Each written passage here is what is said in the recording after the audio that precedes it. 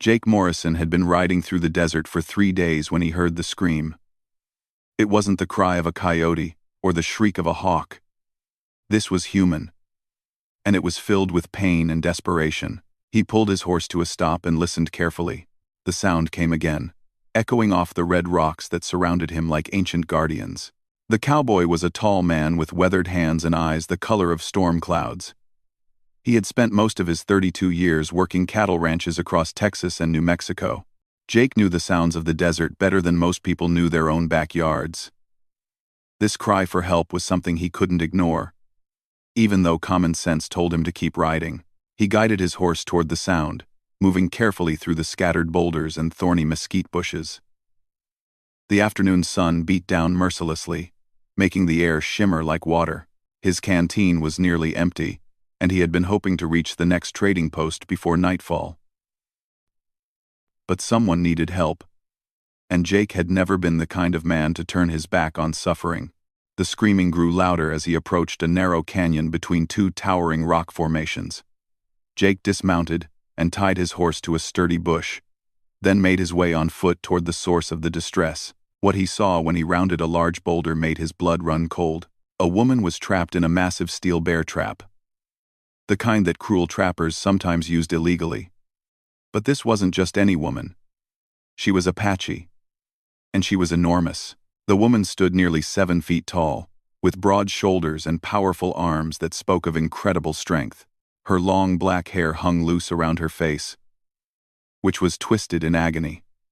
The steel jaws of the trap had clamped down on her left leg just above the ankle, and blood stained the ground beneath her. She looked up when she saw Jake approaching, and her dark eyes flashed with a mixture of pain, anger, and wariness. Most white men would have turned and run at the sight of her. Even trapped and injured, she was an intimidating figure. Her clothing was traditional Apache dress, a long leather tunic decorated with colorful beads and intricate patterns. Despite her obvious suffering, she held herself with dignity and pride. Jake raised his hand slowly to show he meant no harm. "Easy there," he said in a calm voice. "I'm here to help." The woman said something in Apache that Jake didn't understand, but her tone was sharp and suspicious. She had probably learned through bitter experience that white men rarely brought anything but trouble to her people. Jake couldn't blame her for being cautious. He approached slowly, keeping his movements deliberate and non-threatening. The trap was old and rusty, but it was still strong enough to hold even someone of her impressive size. Jake examined the mechanism carefully. He had some experience with these cruel devices, from his days working ranches where predators sometimes threatened livestock. "This is going to hurt," he warned, even though he wasn't sure she understood English. "But I can get you free." Jake pulled out his leather gloves and put them on to protect his hands from the sharp metal. The release mechanism on the trap was stiff with rust and dried blood from previous victims. He would need to use all his strength to pry it open, and he would have to do it quickly. Once the jaws started to open, he couldn't let them snap shut again. The Apache woman watched him intently as he positioned himself next to the trap. She seemed to understand what he was trying to do, and she braced herself against a nearby rock. Jake could see the muscles in her jaw tighten as she prepared for the increased pain that would come when the trap's pressure shifted. Jake gripped the release mechanism and threw all his weight into opening it. The metal groaned and protested, but slowly the jaws began to part. The woman gasped as the movement caused fresh agony, but she didn't cry out. Jake was impressed by her courage and determination. He had seen grown men faint from less pain than she was enduring. With a final screech of tortured metal, the trap opened enough for the woman to pull her leg free. She immediately collapsed against the rock wall, breathing heavily. Her leg was badly mangled, with deep puncture wounds where the trap's teeth had bitten into her flesh. She would need medical attention soon, or infection would set in. Jake quickly tore strips from his own shirt to create makeshift bandages. The woman allowed him to wrap her wounds, though she watched him carefully the entire time. When he was finished, she spoke again in Apache, her voice softer now but still guarded. "Can you walk?" Jake asked, gesturing toward her injured leg. She tested her weight gingerly and managed to stand, though she had to lean heavily against the rock for support. It was clear she wouldn't be able to travel far on her own. Jake helped her hobble back to where his horse waited. The animal snorted nervously at the scent of blood and the presence of a stranger, but Jake calmed him with gentle words. Getting the large woman onto the horse was a challenge, but together they managed it. Jake would have to walk alongside, leading the horse carefully through the desert terrain. As they made their slow progress through the canyon, Jake learned that the woman's name was Ayanna, which she indicated by pointing to herself and speaking the word clearly. She seemed surprised that he made an effort to pronounce it correctly. Most white people never bothered to learn Apache names, let alone treat them with respect. The sun was beginning to set by the time they reached more level ground. Jake knew they needed to find shelter and water soon. Ayanna's face was pale beneath her natural skin tone, and he could tell she was fighting to stay conscious.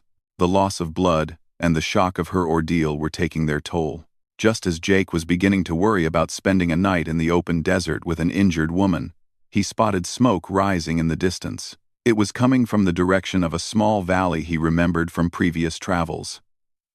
There was a stream there, and sometimes Apache bands made temporary camps in the area. As they got closer, Jake realized his guess was correct. This wasn't just any Apache camp, though the number of lodges and the organization of the settlement suggested this was the temporary home of a significant tribal group. Dozens of people moved about their daily tasks, and Jake could see warriors standing guard at various points around the perimeter. When the sentries spotted them approaching, everything changed. Warriors came running from all directions, their faces showing a mixture of joy and alarm when they recognized Ayanna. Several men carefully lifted her from Jake's horse and began examining her wounds.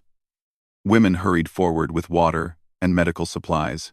An older man who was clearly a person of great importance strode through the crowd. He was tall and dignified, with silver threading through his black hair and wearing clothes that marked him as a chief or elder. His eyes were sharp and intelligent as he took in the scene before him. The chief spoke rapidly to Ayanna in Apache, and she responded in a weak but steady voice. Jake caught his own name being mentioned several times, along with gestures toward him. The chief's expression shifted as he listened to her story. When Ayanna finished speaking, a profound silence fell over the gathered crowd. The chief approached Jake and studied him for a long moment. When he finally spoke, it was in heavily accented but clear English. "You are the one who freed my daughter from the iron teeth." Jake nodded, suddenly understanding the significance of the woman he had rescued. Ayanna wasn't just any Apache woman. She was the daughter of what appeared to be a very important chief. This explained the size and organization of the camp, and the reverence with which the people treated her. "She would have died without your help," the chief continued. "The iron teeth are cruel. They do not release their prey willingly." He paused, and Jake could see him weighing his next words carefully. "You have saved the life of someone very precious to our people. This creates a debt that must be acknowledged." Jake shifted uncomfortably. He hadn't rescued Ayanna expecting any reward. It had simply been the right thing to do. "I don't need anything," he said. "I'm just glad she's safe." The chief smiled slightly at this response. "You speak with honor, but this is not about what you need. It is about what honor demands. You will stay with us tonight so we can care for your needs as you cared for my daughter. In the morning, we will speak more about this debt." Jake realized he didn't really have a choice in the matter. He was outnumbered by dozens of warriors, and refusing the chief's hospitality might be seen as an insult.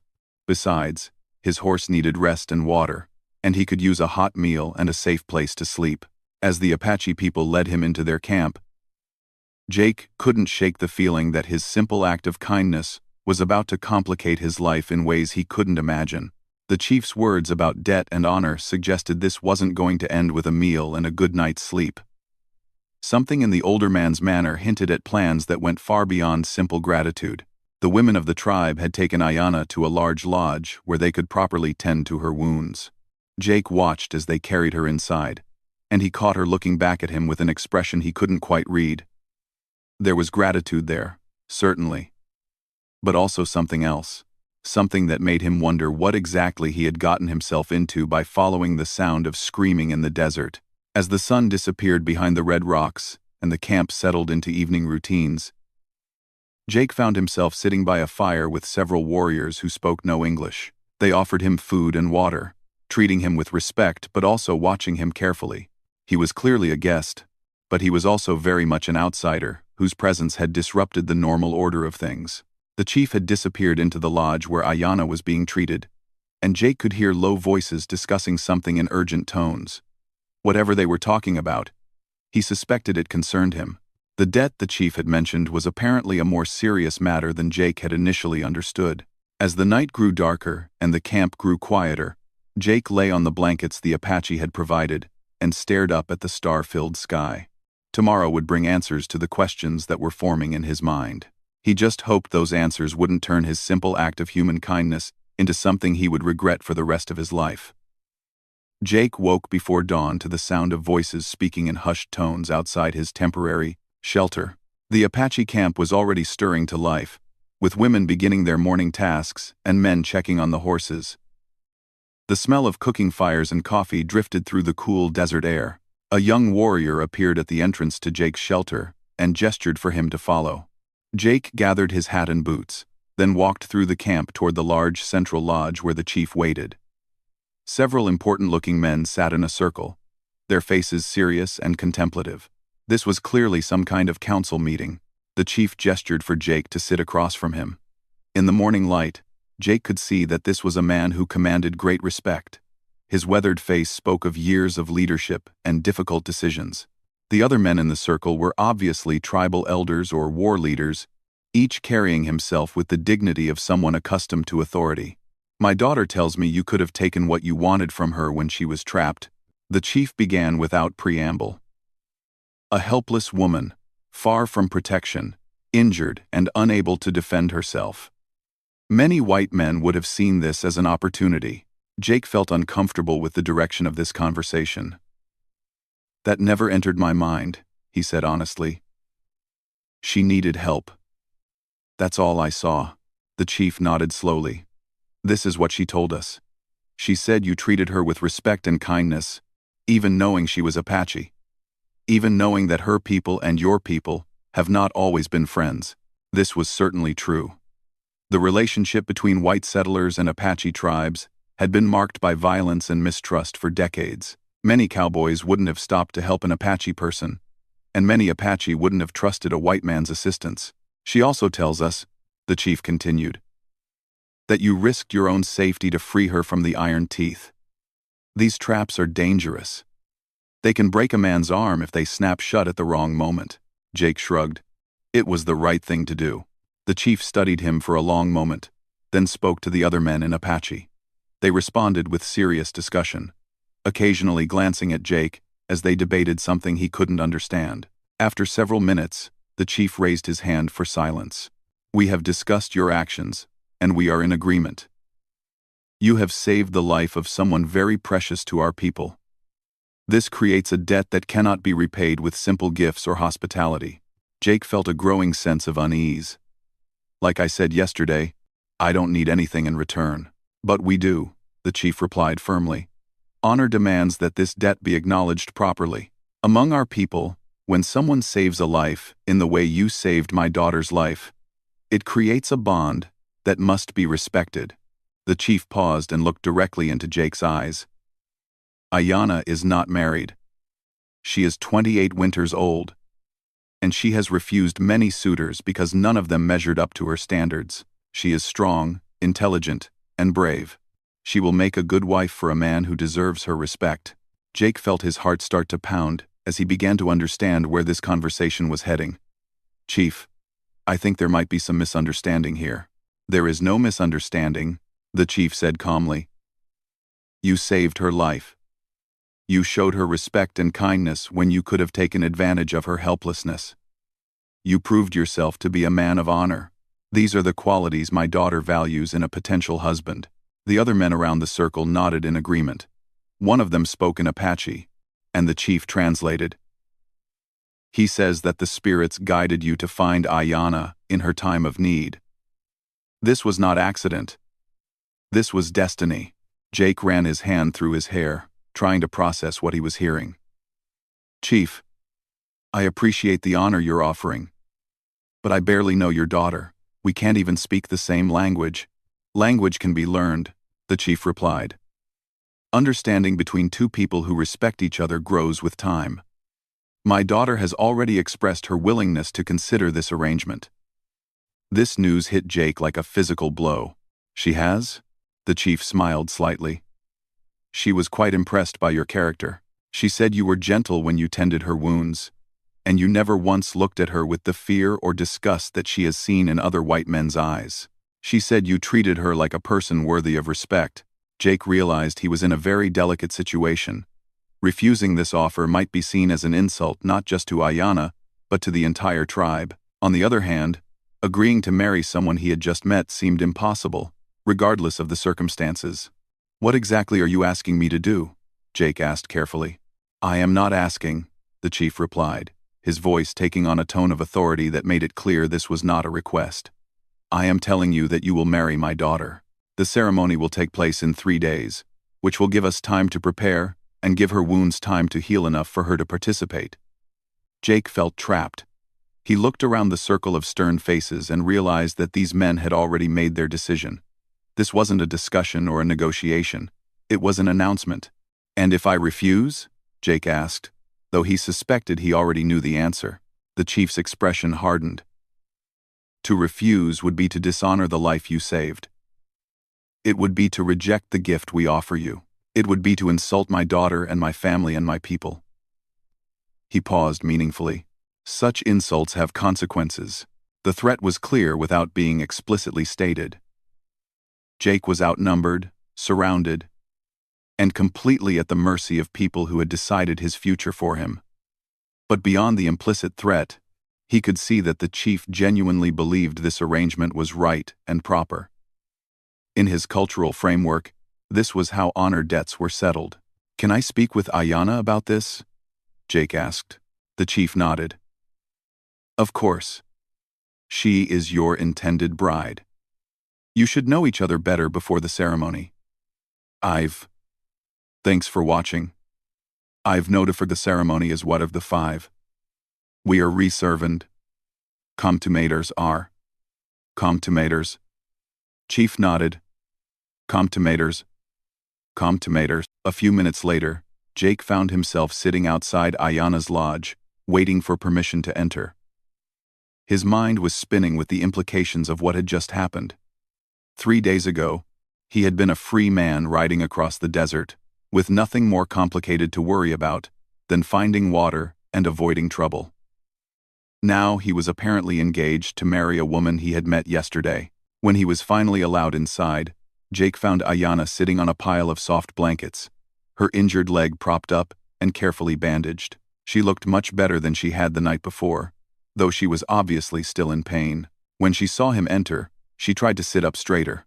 You don't have to do that, Jake said quickly, gesturing for her to stay comfortable. He sat down across from her, maintaining a respectful distance. Ayanna studied his face for a moment, then spoke in halting English. My father?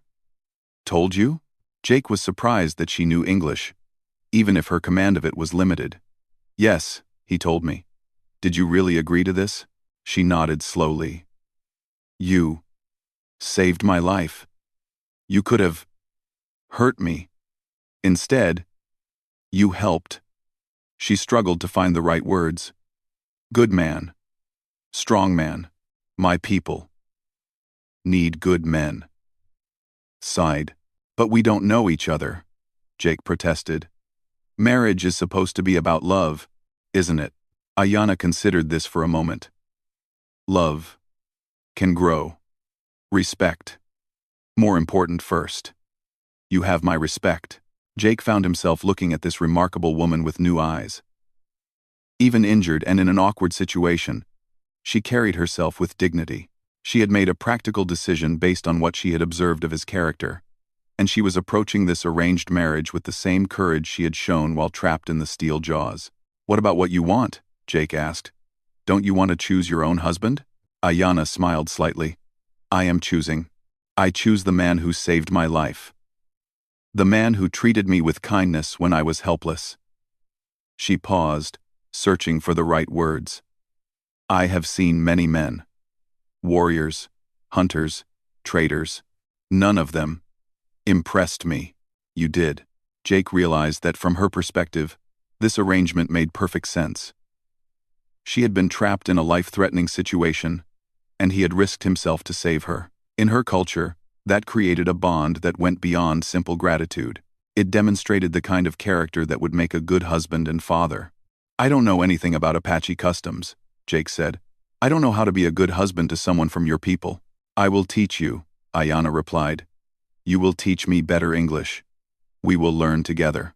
Despite the strangeness of the situation, Jake found himself beginning to see the wisdom in what she was proposing. She was intelligent, brave, and practical. She had size and strength that would be valuable in the harsh desert environment. Most importantly, she seemed to understand the difference between a good man and a bad one.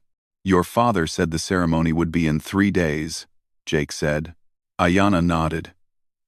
Apache wedding. Different from white wedding, but binding. Important. Will you honor this? Jake looked into her dark eyes and saw determination, hope, and just a trace of vulnerability. This woman had made a choice to trust him based on very little evidence. The least he could do was consider the possibility that she might be right about them. I'll honor it, he said finally. But I have conditions. Ayanna raised her eyebrows, interested to hear what he would demand. I want us to really get to know each other over the next 3 days.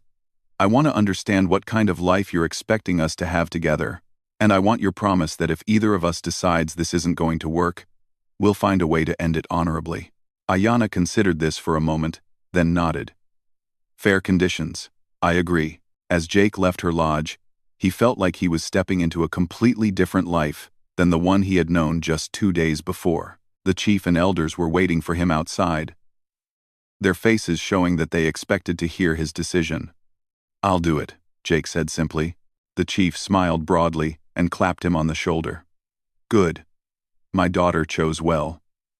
You will make a strong addition to our people. Jake spent the rest of that day learning about Apache customs and traditions from the men of the tribe. They explained the marriage ceremony, the expectations of a husband in their society, and the practical matters of how he would fit into their way of life. It was overwhelming, but Jake found himself impressed by their culture's emphasis on honor, courage, and responsibility. As the sun set on his second day in the Apache camp, Jake sat by the fire and contemplated the strange turn his life had taken. Tomorrow he would continue getting to know the woman who would become his wife in just 2 days. He still wasn't sure if he was making the right choice, but he was beginning to think that maybe, just maybe, this unexpected arrangement might work out better than he could have imagined. The sound of Ayanna's laughter drifted across the camp as she talked with the other women, and Jake found himself looking forward to learning more about the remarkable person who had chosen to trust her future to a stranger who had shown her kindness in her darkest moment. The morning of the wedding ceremony arrived with clear skies and a gentle breeze that carried the scent of sage and desert flowers. Jake woke early, his stomach churning with nervous energy. In just a few hours, he would be married to a woman he had known for only 3 days, binding himself to a life he had never imagined. During their conversations over the past 2 days, Jake had learned much about Ayanna and her people. She was the daughter of Chief Standing Bear, leader of a prominent band of Chiricahua Apache. She spoke 3 languages fluently and was considered one of the finest horsewomen in the tribe. Her unusual height and strength came from her mother's family, who had produced several legendary warriors. More importantly, Jake had discovered that beneath her intimidating physical presence was a quick wit and gentle humor.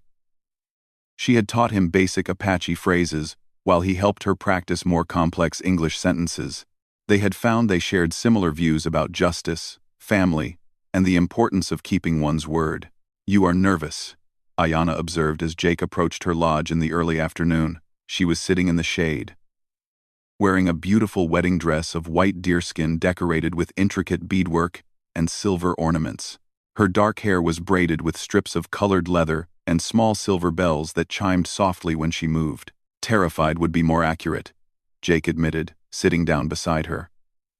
He was wearing his best clothes, cleaned and mended by the Apache women who had taken charge of preparing him for the ceremony. Ayanna smiled and reached over to take his hand. Her grip was firm and callousing, speaking of years of hard work and outdoor life. Good. Shows you understand importance of what we do today. Over the past 3 days, Jake had come to appreciate Ayanna's direct way of speaking. She didn't waste words on empty pleasantries. But when she said something, it was worth hearing. Her English had improved dramatically with practice, and she had revealed a sharp intelligence that had clearly been underestimated by many of the men who had previously sought her hand. My father says you asked many questions about our ways, Ayanna continued. Good questions. Shows respect. This was true. Jake had spent hours with Chief Standing Bear and the tribal elders, learning about Apache culture and what would be expected of him as Ayanna's husband. He had been surprised to discover that Apache society was far more complex and sophisticated than most white people realized. Their system of kinship, governance, and spiritual beliefs showed deep wisdom developed over centuries of desert survival. I want to do this right, Jake said. Your people are taking a big chance on me. You are taking big chance too, Ayanna pointed out. White man, marrying Apache woman. Not easy path. This was certainly true. Jake knew that his decision would make him an outcast from white society. Most whites would view his marriage to an Apache woman as a betrayal of his race. Regardless of the circumstances, he would never again be welcomed in many towns or accepted in many jobs. But during his time in the Apache camp, Jake had observed something that impressed him deeply. These people lived by a code of honor that put many white communities to shame. They cared for their elderly, protected their children, and treated guests with respect. Their word was their bond, and they faced hardship with courage and dignity. Are you ready? Asked Chief Standing Bear, approaching their quiet conversation. The chief was dressed in his finest ceremonial clothing, with eagle feathers in his hair and a necklace of silver and turquoise around his neck. Jake stood up and offered his hand to help Ayanna to her feet.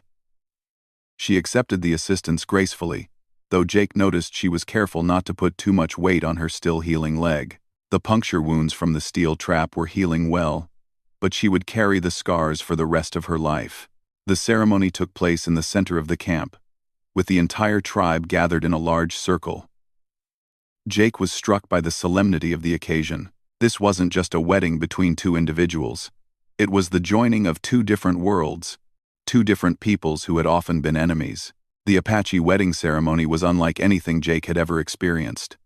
There were no written vows or religious officials in the white tradition. Instead, the couple's commitment was demonstrated through a series of symbolic actions that spoke of mutual respect, shared responsibility, and the blending of their lives. Chief Standing Bear spoke first in Apache, his voice carrying clearly across the assembled crowd. An elderly woman translated his words into English for Jake's benefit. The chief was speaking about the importance of marriage in Apache society, about the sacred nature of the commitment being made, and about the responsibilities that both husband and wife would bear toward each other and their community. Jake and Ayanna were then invited to exchange gifts that symbolized their commitment. Ayanna presented Jake with a beautifully crafted bow that her father had made, along with a quiver of arrows that she had decorated herself. The gift represented her trust that he would be able to provide for and protect their family. In return, Jake gave Ayanna his most prized possession, a silver pocket watch that had belonged to his father. It wasn't much by Apache standards, but Ayanna understood the significance of receiving something that connected her to Jake's family and heritage. The most moving part of the ceremony came when they participated in the traditional Apache wedding feast. Jake and Ayanna sat together and shared food from the same bowl, symbolizing their commitment to support each other through times of plenty and times of hardship. The food had been prepared by the women of the tribe and included traditional Apache dishes that Jake was still learning to appreciate. As the sun began to set, the ceremony concluded with dancing and celebration. The Apache drums filled the air with complex rhythms, while men and women performed traditional dances that told stories of love, courage, and community. Jake felt awkward at first, not knowing the steps or the significance of the movements, but Ayanna patiently taught him simple dances that he could manage. Now you are my husband, Ayanna said quietly as they sat together, watching the celebration continue around them. Are you sorry? Ayanna. Jake considered the question seriously. 3 days ago, he had been a lonely cowboy with no family and no real ties to any community. Now he was part of something larger than himself, connected to a woman who had already shown herself to be brave, intelligent, and loyal. No, he said finally. I'm not sorry. I'm nervous about what comes next. But I'm not sorry. Ayanna smiled and leaned against his shoulder. Despite her size and strength, she felt comfortable and natural beside him. What comes next is, we learn to be married. Day by day, season by season. No rush. As the celebration continued into the night, Jake found himself talking with various members of the tribe who wanted to welcome him officially into their community. The men spoke to him about hunting and warfare, sharing stories and advice about survival in the harsh desert environment. The women offered to teach him Apache cooking and showed him how to properly maintain the traditional weapons and tools he would need as part of the tribe. But it was the children who really captured Jake's heart. They were curious about this strange white man who had married into their tribe, and they bombarded him with questions about his life before coming to the camp. Jake found himself telling stories about his adventures as a cowboy, about the different places he had traveled and the various jobs he had held.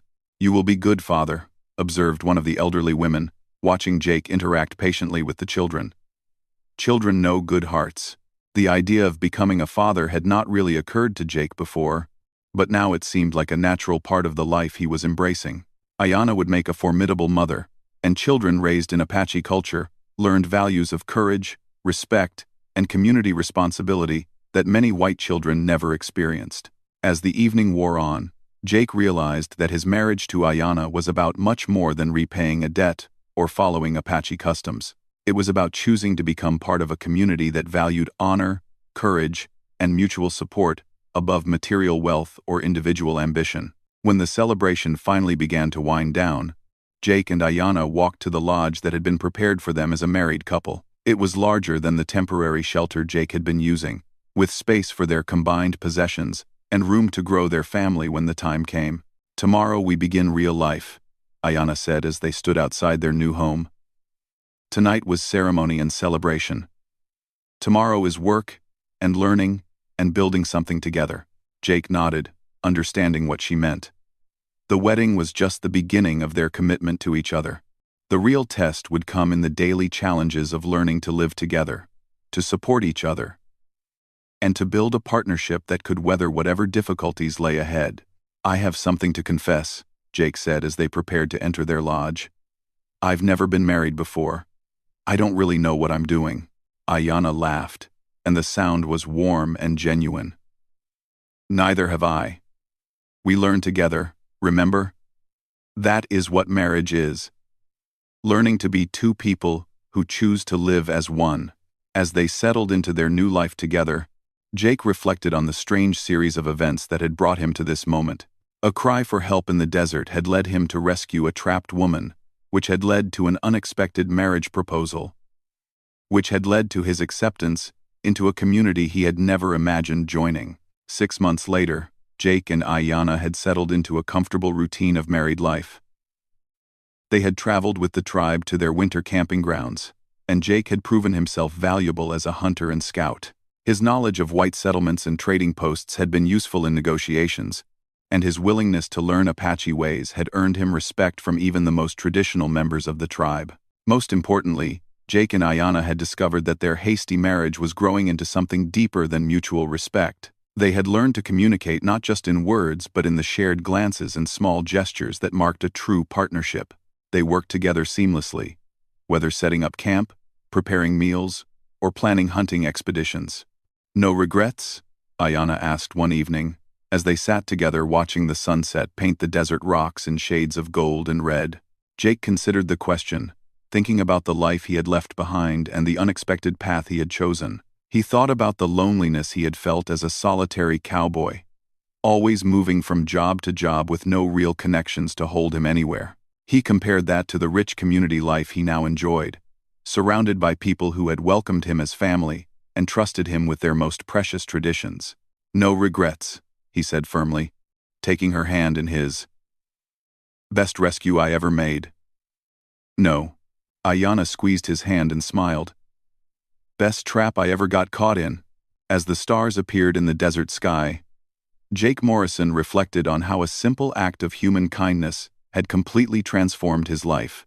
He had set out to save someone else, and had ended up saving himself, finding love, family, and purpose in the most unexpected place imaginable. Sometimes the best destinations were the ones you never planned to reach.